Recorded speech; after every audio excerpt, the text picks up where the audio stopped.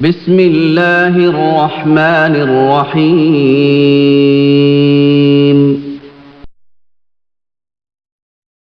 والصلاة والسلام علی من لا نبی بعد۔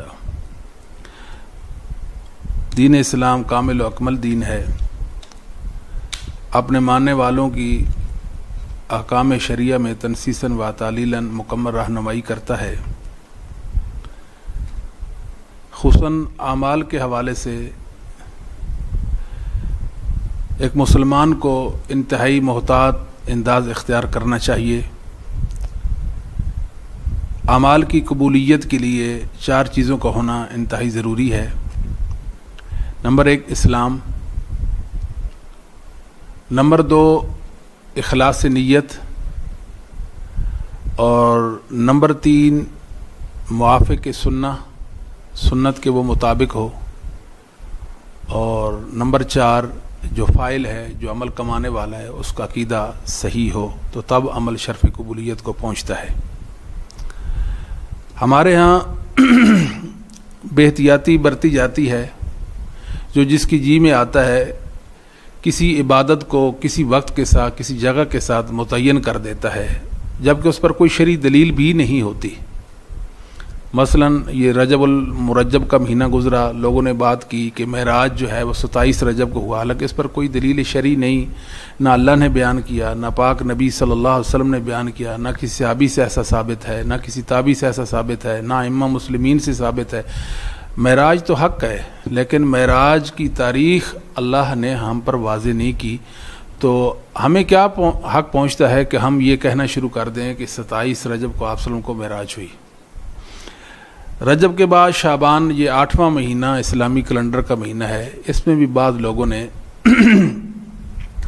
بعض عبادات کو 15ویں شب کے ساتھ خاص کر رکھا ہے۔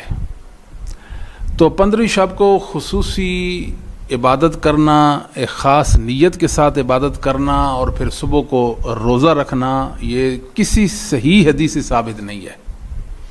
دین جو ہے یہ صحیح احادیث کا نام ہے۔ بعض لوگ کہتے ہیں کہ جی فضائل میں ضعیف حدیث بھی چل جاتی ہے، تو ہمارے ائمہ نے، ہمارے علماء نے، ہمارے اکابر نے ہمیں یہ بتایا ہے کہ عقائد ہوں، احکام ہوں یا فضائل ہوں، یہ تینوں دین ہیں، اور دین صحیح حدیث سے ثابت ہوتا ہے۔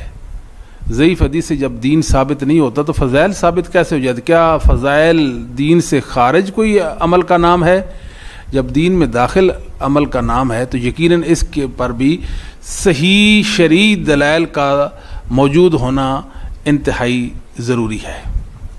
بعض علماء نے 15ویں شب کو عبادت کے ساتھ خاص کرنا یا 15ویں شب کو مخصوص عبادت کو بدعت قرار دیا ہے۔ تو بعض ہمارے بھائی جو ہیں وہ ایک دلیل بھی پیش کرتے ہیں جو سیدنا علی بن ابی طالب رضی اللہ تعالیٰ سے مروی ہے۔ سیدنا علی رضی اللہ تعالیٰ بیان کرتے ہیں، رسول اللہ صلی اللہ علیہ وآلہ وسلم نے فرمایا، اذا کان لیلۃ النصف من شعبان فقوموا لیلہا وصوموا نہارہا فإن اللہ ینزل فیہا لغروب الشمس الی سماء الدنیا۔ جب 15ویں شعبان کی رات ہو تو اس میں قیام کرو اور اس کے دن کا روزہ رکھو، اس رات اللہ تعالیٰ غروب آفتاب کے بعد ہی آسمان دنیا پر نزول فرماتے ہیں، اور فرماتے ہیں کہ کوئی معافی کا طالب ہے میں اسے معاف کر دوں، کوئی رزق کا طالب ہے میں اسے رزق عطا کروں، کوئی بیمار ہے اسے میں صحت عافیت سے نواز دوں، کوئی ایسا ہے کوئی ایسا ہے۔ اللہ تعالیٰ یہی فرماتے رہتے ہیں یہاں تک کہ فجر طلوع ہو جاتی ہے۔ یہ سنن ابن ماجہ کی 1318 نمبر حدیث ہے۔ العلل المتناہیہ ابن جوزی کی جلد 2 صفحہ 71 اور حدیث نمبر 922 ہے۔ یہ موضوع من گھڑت روایت ہے۔ حافظ نبوی رحمۃ اللہ علیہ نے اپنی کتاب خلاصۃ الاحکام جلد 1 صفحہ نمبر 617 پہ اس کو ضعیف کہا، اور اس کا ایک راوی ہے ابو بکر بن عبداللہ بن محمد بن ابی صبرہ، یہ کذاب اور وضاع تھا، پرلے درجے کا جھوٹا، اور نبی کریم صلی اللہ علیہ وسلم پر کی طرف جھوٹی روایات کو منسوب کرنے والا تھا۔ امام اہل سنت امام احمد بن حنبل رحمۃ اللہ علیہ کا ایک قول جو امام ابن ابی حاتم رحمہ اللہ نے اپنی کتاب الجرح والتعدیل جلد 7 صفحہ نمبر 306 میں درج کیا ہے۔ امام صاحب اس راوی ابو بکر بن عبداللہ بن محمد بن ابی صبرہ کے متعلق فرماتے ہیں یضع الحدیث، یہ حدیثیں گھڑتا تھا، یعنی جو شخص حدیث سے گھڑے नबी करीम सल्लल्लाहु अलैहि वसल्लम तरह झूठी रवायात मनसूब करे, इतना जसारतमंद इंसान जो है उसकी रवायत को दीन कैसे बनाया जा सकता है। तो ये वो रवायत है जिसकी बुनियाद पर रात को क़याम किया जाता है 15वीं शब को, और उसका दिन का रोज़ा रखा जाता है। साबित हुआ कि एक झूठी रवायत की बुनियाद पर ये अमल किया जाता है, तो जो जिस अमल की बुनियाद झूठ पर हो वो कभी अल्लाह के यहाँ शर्फ़ कबूलियत नहीं पाता। दूसरी बात ये है कि बाज़ गुमराह लोग जो हैं, जो अल्लाह रब्बुल आलमीन की सिफ़ात के या तो वो मुनकिर हैं या वो मुअव्विल हैं, यानी तौहीद बारी ताला जो सही इस्लामी तौहीद है, जो सलफ़ सालिहीन की बताई हुई तौहीद है, जो उनके पास नहीं है, वो लोग जो हैं फ़इन्नल्लाह यंज़िलु फ़ीहा, उस रात यानी 15वीं शब को अल्लाह रब्बुल आलमीन आसमान दुनिया पर नुज़ूल फरमाते हैं। तो वो यंज़िलु का माना जो है अल्लाह रब्बुल आलमीन का नुज़ूल नहीं करते, वो अल्लाह ताला की सिफ़त नुज़ूल के मुनकिर हैं या उसकी तावील करते हैं। तावील क्या करते हैं कि अल्लाह खुसूसी रहमत फरमाते हैं, या अल्लाह कोई फ़रिश्ता भेजते हैं, या अल्लाह अपना हुक्म जारी फरमाते हैं। ये सारी की सारी तावीलें हैं, और ये सिफ़ात बारी ताला के अंदर ये गुमराही का एक दरवाज़ा खोलने वाली बात है। सीधी सी बात है, जो अहले सुन्नत अहलुल हक़ अहले हदीस का अक़ीदा है कि अल्लाह ताला का नज़ूल हकीकी है।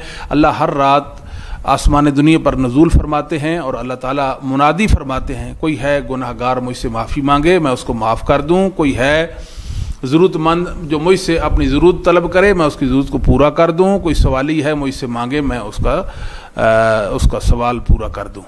तो ये तो अल्लाह ताला हर रात को ऐसा फरमाते हैं। तो 15वीं शब की फजीलत पर ना हुई, हर रात को ये फजीलत हासिल है कि अल्लाह ताला जो है वो आसमान दुनिया पर नज़ूल फरमाते हैं। लेकिन गुमराह लोग इस रवायत को पेश तो करते हैं, लेकिन इसके तर्जमे में गड़बड़ करके सिफ़ात बारी ताला के हवाले से वो गुमराही फैलाते हैं। अल्लाह ताला की पनाह पकड़नी चाहिए। इस हवाले से एक दूसरी रवायत जो सैयदा आयशा रज़ी अल्लाह ताला अनहा बयान करती है, एक दफ़ा का जिक्र है कि 15वीं शाबान की रात मेरी बारी थी, नबी करीम सल्लल्लाहु अलैहि वसल्लम मेरे पास सोए हुए थे। जब आधी रात हुई तो मैं रसूल सल्लम को बिस्तर पर गुम पाती हूँ, आप बिस्तर पर मौजूद ही नहीं थे। यहाँ ये भी है ना, जो लोग कहते हैं कि नबी पाक सल्लल्लाहु अलैहि वसल्लम हर जगह मौजूद हाजिर नाजिर, और इस रवायत से तो उन लोगों का भी रद्द हो जाता है, अगरचे ये सनदन साबित नहीं है, लेकिन वो तो आपने अमल के सबूत में इसको पेश करते हैं।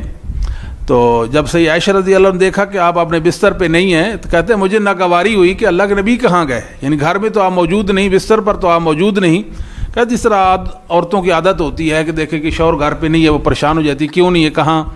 तो मैंने चादर ओढ़ ली, अल्लाह की कसम वो चादर ना ऊन ना रेशम की थी, ना खाम रेशम की थी, ना ही रेशम की थी, ना रेशमी कपड़े की थी जिसका ताना बाना रेशम का होता है, ना रुई की थी, ना ही सनी के कपड़े की थी। पूछा गया वो चादर किस चीज़ की बुनी हुई थी, तो फरमाया उसका ताना बकरी के बालों का और बाना ऊँट के बालों से बना हुआ था। मैंने आप सल्लल्लाहु अलैहि वसल्लम को दीगर अज़वाज के हुजरों में तलाश किया, वहाँ आप सल्लल्लाहु अलैहि वसल्लम ना मिले। मैं हुजरे में वापस लौट आई, नागहां आप सल्लल्लाहु अलैहि वसल्लम पर एक कपड़ा था जो ज़मीन पर गिरा हुआ था, आप सजदे में थे और ये दुआ कर रहे थे, सजदा लिल्लाही सवादी व ख़याली। ये रवायत किताब हदीस नुज़ूल इमाम दारक़ुतनी रहमतुल्लाह अलैह के अंदर हदीस नंबर 134 में, और इमाम तबरानी रहमतुल्लाह अलैह की किताबुद्दुआ हदीस नंबर 557 और शोबुल ईमान बहकी में 3838 में है। इसकी सनद ज़ईफ़ है। सुलेमान बिन नबी करीमा शामी रावी इसके अंदर है जो मुनकर हदीसें बयान करता था, और इमाम अबू हातिम अर्राज़ी रहमतुल्लाह अलैह ने इसको ज़ईफ़ कहा है। इमाम इब्न अदी रहमतुल्लाह ताला सुलेमान बिन नबी करीमा शामी के बारे फरमाते व आमत व हदीस ही मनाकीर, इसकी अक्सर हदीस मुनकर हैं। यह अल-कामिल फ़ी ज़ुअफ़ा रिजाल के अंदर आपका कौल मौजूद है। इस तरह मुहद्दिस उकैली रहमतुल्लाह अलैह फरमाते हैं युहद्दिसु बि मनाकीरा वला युताबु अला कसीर मिन हदीसी, ये मुनकर हदीस बयान करता था, इसकी कसीर रवायात पर मुताबत नहीं की गई। यह ज़ुअफ़ा के अंदर आपका कौल मौजूद है।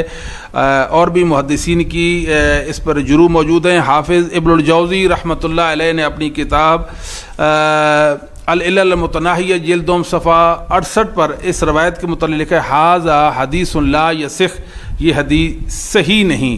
اور حافظ ابن حجر رحمہ اللہ تعالی نے التلخیص الحبیر کے اندر کہا ہے اس کی سند کے اندر سلیمان بن نبی کریمہ ہے جس کو امام ابن عدی نے ضعیف قرار دیا.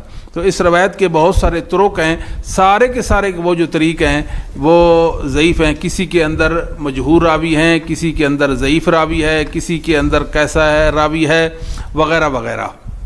اسی طرح ایک تیسری روایت پیش کی جاتی ہے جو سیدنا عائشہ رضی اللہ تعالیٰ ہی بیان کرتی ہیں، جو سنن ترمذی 739، سنن ابن ماجہ 1389 اور مسند الامام احمد جلد 6 صفحہ 238 میں، اور حدیث النزول امام دارقطنی حدیث 130 اور مسند عبد حمید 1507، شعب الایمان بہقی 3824 اور العلل المتناہیہ ابن الجوزی رحمہ اللہ کی 915 نمبر یہ حدیث ہے. حدیث سنی ایک رات سے عائشہ فرماتی ہیں میں رسول صلی اللہ علیہ وسلم کو بستر سے گم پایا، میں نے آپ کی تلاش میں نکلی، اچانک دیکھتی ہوں آپ بقی میں ہیں اور اپنا سر مبارک آسمان تر اٹھائیے. بعد ازاں آپ صلی اللہ علیہ وسلم نے فرمایا کیا آپ کو اس بات کا خدشہ ہے کہ اللہ اور اس کا رسول آپ پر ظلم کریں گے؟ عائشہ کہتی ہیں میں نے کہا اللہ کے رسول ایسی کوئی بات نہیں، لیکن میرا گمان یہ تھا کہ آپ اپنی بعض ازواج کے ہاں تشریف لے گئے ہیں. آپ صلی اللہ علیہ وسلم نے فرمایا ان اللہ عز وجل ينزل لیلۃ النصف من شعبان الى السماء الدنیا فیغفر لاکثر من عدد شعر غنم قلب. اللہ تعالیٰ 15ویں شعبان کی رات کو آسمان دنیا کی طرف نزول فرماتے ہیں اور قلب قبیلے کی بکریوں کے بالوں سے زیادہ انسانوں کی مغفرت فرماتے ہیں. تو یہ حدیث بھی ضعیف ہے. امام ترمذی رحمۃ اللہ علیہ فرماتے ہیں کہ میں نے امام بخاری سے سنا وہ اس حدیث کو ضعیف قرار دیتے تھے. بہرحال اس باب میں جتنی بھی روایت ہیں ساری کی ساری وہ ضعاف ہیں اور ثابت نہیں ہیں. ایک تو ہے 15ویں شعبان کی فضیلت کے بارے میں کچھ ثابت نہیں، اور ایک ہے 15ویں شعبان کی خصوصی عبادت کے حوالے سے اور اس کے دن کے روزے کے حوالے سے کچھ ثابت نہیں ہے. تو مسلمانوں کو چاہیے کہ دین اسلام جو اللہ کی امانت ہے، انتہائی حساس معاملہ ہے، جب بھی اللہ کی عبادت کریں تو اس میں نبی کریم صلی اللہ علیہ وسلم کی کامل رہنمائی کے ساتھ عبادت کریں. کسی رات کو عبادت کے ساتھ معین عبادت کے ساتھ خاص کر دینا یا کسی دن کو کسی عمل کے ساتھ خاص کر دینے کا ہمیں کوئی اختیار نہیں ہے. دین وہ ہے جو محمد صلی اللہ علیہ وسلم نے بیان فرمایا، صحابہ اور سلف صالحین نے جس کو اپنایا اور عمل کر کے دکھایا.